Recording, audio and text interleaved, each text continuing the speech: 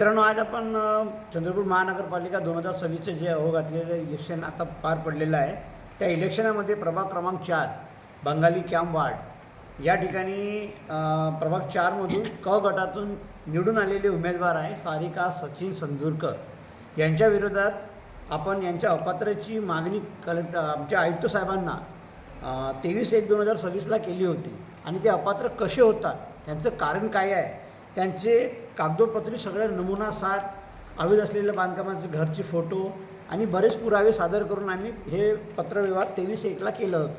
त्यानंतर आयुक्त साहेबांनी आपल्या सहाय्यक टीम, सहाय्यक अतिरिक्त आयुक्त, उपायुक्त आणि नगररचना विभाग यांना ते पत्र फॉरवर्ड केलं. त्यांना आवश्यक ते सगळे कागदपत्रे आम्ही त्यांना पाठपुरावा केल्यानंतर त्यांनी 5/2/2026ला अशी एक ऑर्डरशीट इश्यू केली आहे मित्रांनो, ज्याच्यामध्ये आपण पाहू शकता की ऑर्डरशीट इश्यू करणाऱ्याचं नाव नाही आहे, म्हणजे आयुक्तांनी केलं आहे की उपायुक्तांनी केलं आहे की नगररचना विभागाच्या अधिकाऱ्यांनी. अशा प्रकारची आमची दिशाभूल करायचे कामं आयुक्त साहेब करत आहे. याच्यामध्ये आम्ही हे आतापर्यंत ऑर्डरशीट उमेदवाराला मिळाली नाही असा आमच्या मनात आज प्रश्न येत आहे. का प्रश्न निर्माण होणार नाही, कारण ते नावच नाही आहे. कोणी ऑर्डरशीट आम्हाला दाखवण्यापुरती केली आहे, फक्त आमचं मन समाधानासाठी ऑर्डरशीटची पर्ची आम्हाला देण्यात आली, पण त्या उमेदवाराला ते आतापर्यंत मिळाली आहे.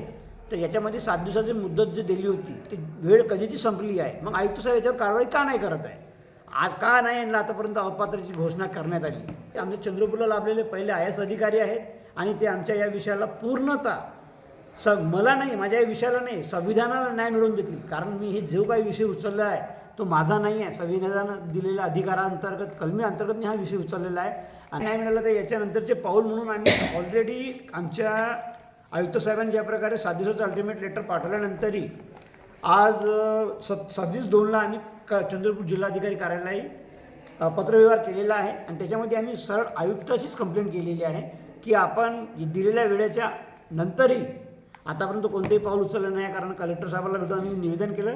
कलेक्टर साहेबांच्या निवेदनानंतर कलेक्टर साहेबांनी 10 दिवसाचं अल्टिमेटवाला लेटर आयुक्त साहेबांना पाठवलेलं आहे की 10 दिवस तुम्ही याच्यावर, या विषयावर काय कारवाई केली त्याचे कागदी पाठपुरावे आम्हाला द्या, अन्यथा आम्ही तुमचं विषयावर पाऊल उचलू.